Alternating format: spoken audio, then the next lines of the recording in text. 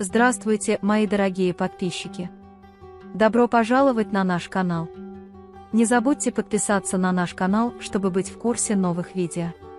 Когда Дилан и Баран вместе открывают конверт и читают его, они узнают, что Чинар их сын. Он встает от радости, и Беран радостно берет Дилана на руки и крутится вокруг. Когда Баран собирается заплакать от счастья, Дилан говорит: «Нет, хватит плакать, у нас есть сын», и они вместе бегут в комнату Чинара. Пока Тарик и Чинар шли по дороге, Чинар рассердился на меня за то, что я не попрощался с ними. Когда он сказал, что Дилан и Баран – мои дяди, Тарик рассердился на него, потому что он продолжал называть их имена, чтобы не заставить меня. «Сожалею, что взял тебя в отпуск». Когда Дилан и Баран не смогли найти Чинара в его комнате, они спустились вниз и спросили Гажуазади и господина Кудрета, они сказали, что не видели его. Когда позже Дилан говорит им, что Миран не умер и на самом деле является Чинаром, госпожа Азади и господин Кудрет обнимают их и становятся очень счастливыми. В этот момент к ним подходят госпожа Хаджер и Джейда и спрашивают, что случилось. Когда Дилан спрашивает, где Миран, где мой сын, госпожа Хаджер и Джейда очень удивляются. Госпожа Хаджер делает вид, что не знает, как это сделать. Когда Баран сказал: «Вы будете привлечены к ответственности за это», госпожа Хаджер сразу же заявила, что человек по имени Исмет тайно делал такие вещи. Он говорит, что поскольку у Тарика и Джейды нет детей, мы обратились к нему, и он привез нам Чинар. Пока Дилан и Баран спрашивают, где Чинар, Тугба говорит: «Я видел это, они встречались с господином Тариком». Когда Джейда говорит, что не смотрела на свою комнату, Дилан злится, как будто ты слишком много смотрел. Джейда, что ты имеешь в виду? Если твой ребенок был испорчен в чужих руках. Мы посмотрели на него как на розу. Когда он говорит: «Чего еще ты хочешь?», Дилан хватает его за волосы и выдергивает их, говоря: «Я заставлю тебя страдать. За то, что ты сделал с моим сыном, ты заплатишь за каждую слезу». Когда Баран успокаивает его и говорит пойти искать Чинара, они встречают Берфина и Акифа в саду. Когда Дилан спрашивает Берфина: «Вы знаете?», Берфин отвечает: «Я посмотрел на паспорта, наши там, но у моего брата и Чинара нет паспортов». Баран немедленно просит Акифа разместить людей в аэропорту, порту и терминалах. Тарик где-то останавливается, встречает своего человека Нумана и дает ему достаточно денег, телефона и пистолета, чтобы их хватило на долгое время. Он сообщает Тарику о событиях, говоря, что Баран знает о вашем побеге и повсюду рассылает своих людей. Когда Дилан думает о том, что если наш сын снова потеряет наши руки, Баран говорит ему, чтобы он успокоился, никто не сможет забрать его у нас, наш сын жив. Пока Берфин ищет Чинара и Тарика, она приходит в парк, куда они всегда приходят. Она делится своей печалью с Акифом, говоря, что если бы она вовремя узнала, что Чинар не ее сын, все было бы иначе. Джейда очень злится, потому что Дилан дернул ее за волосы и говорит, что если она сделает это еще раз, ты не сможешь меня удержать, я тебе говорю. Госпожа Хаджер пытается позвонить Тарику, но не может с ним связаться. Когда он говорит, что сожалеет о спасении Чинара, но как-то исправит ситуацию, но как только это произойдет с тобой, ты не будешь об этом говорить, если из-за тебя у нас возникнет дефицит, я тебя не прощу. Джейда говорит: «Ладно, мам, я не буду с ним разговаривать». Во время разговора с Чинаром Тариком он спрашивает: «Почему мы убегаем?» И Тарик говорит: «Я сказал, что это был побег, мы не убегаем». Когда Чинар говорит: «Тогда давай позвоним Дилану», Тарик спрашивает, откуда это взялось. Когда Чинар говорит: «Ты сказал, что мы позвоним тебе, когда проснешься», Тарик снова игнорирует это. Затем Чинар спрашивает: «Я очень голоден, ты не голоден?» Чинар говорит: «Давай тогда съедим гамбургер». Тарик спрашивает: «Где ты это слышал?» Чинар говорит, что дядя Баран однажды накормил меня им. Тарик говорит: «Хорошо, тогда давай съедим гамбургер», и ведет машину. Со слезами на глазах Беран смотрит на жилетку своего сына и бейдж с именем, который Дилан сделал для его двери, и вспоминает сны, которые он видел, когда был ребенком, и все те прекрасные моменты, которые они пережили. Затем они вспоминают печаль и опустошение, которые они испытали, когда потеряли его. Дилан плачет о том, как много времени мы потеряли, времена, когда мы были бы счастливы, мы наполнились болью, вместо того, чтобы копить воспоминания, мы накопили боль.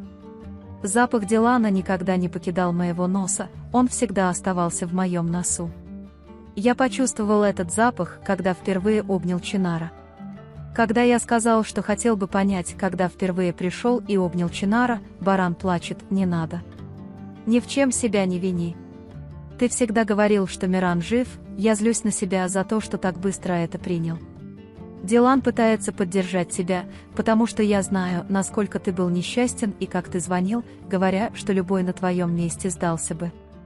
Пока они оба очень грустно плачут, она звонит Акифу Барану и сообщает ему, что мы вернулись. Дилан и Баран тут же спускаются вниз и спрашивают, нашли ли они что-нибудь. Берфин говорит, что мы искали везде, куда мог пойти мой брат, а Акиф говорит, что я нахожусь в постоянном контакте с мужчинами, но от них тоже нет вестей. Когда Баран злится, Акиф говорит: не волнуйтесь, мы все закрыли, они никуда не смогут сбежать, а Берфин извиняется.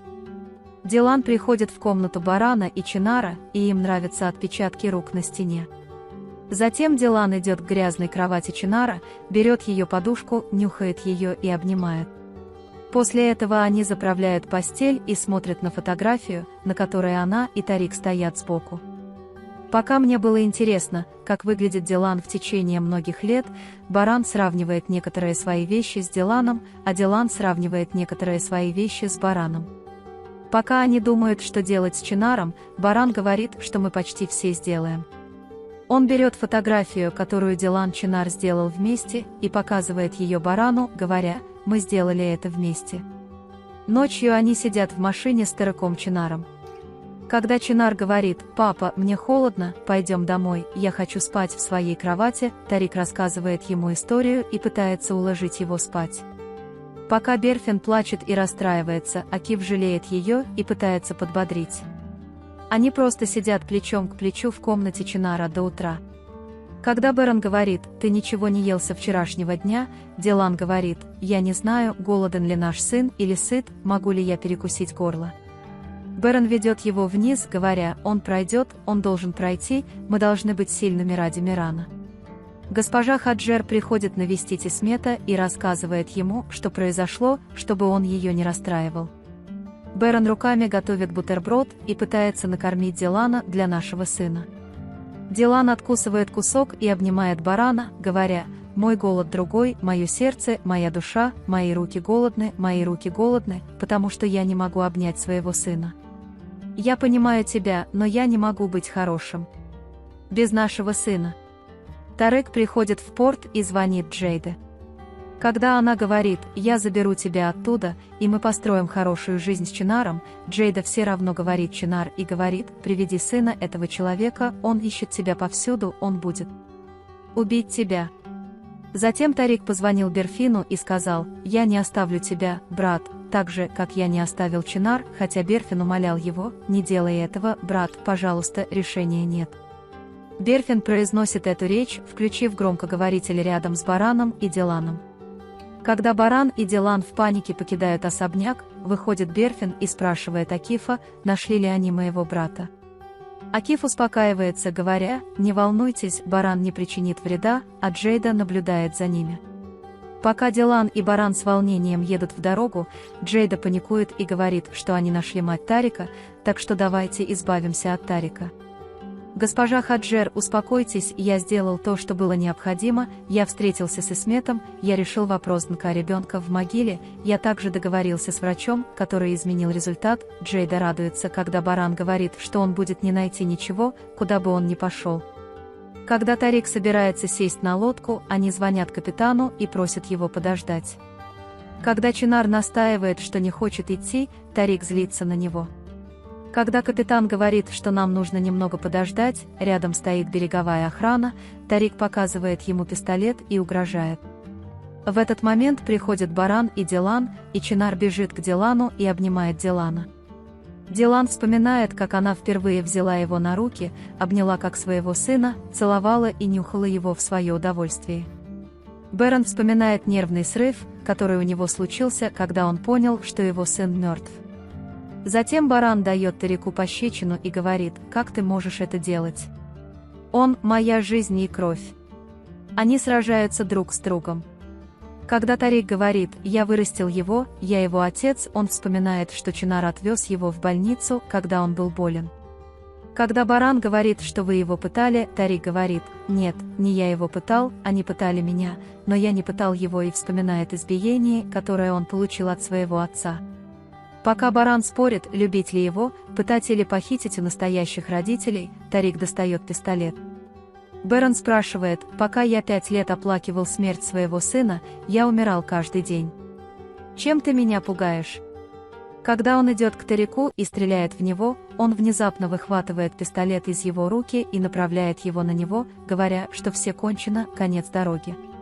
Пока Чинар спрашивает Дилана, почему мой отец и дядя Баран еще не пришли, Дилан пытается задержать их, говоря, что они придут сейчас, но Чинар убегает и идет к ним. Когда он видит, что баран передает пистолет Тарику, он говорит: «Папа, не делай этого с моим отцом». Сначала Бэрон думает, что он назвал его отцом, и тут же опускает пистолет. Затем они опустошены, когда понимают, что Чинар пытается защитить Тарика. Вы можете поделиться своим ценным мнением в разделе комментариев. Не забудьте подписаться и включить уведомления, чтобы видеть больше видео. Увидимся в следующем видео. Береги себя. До свидания.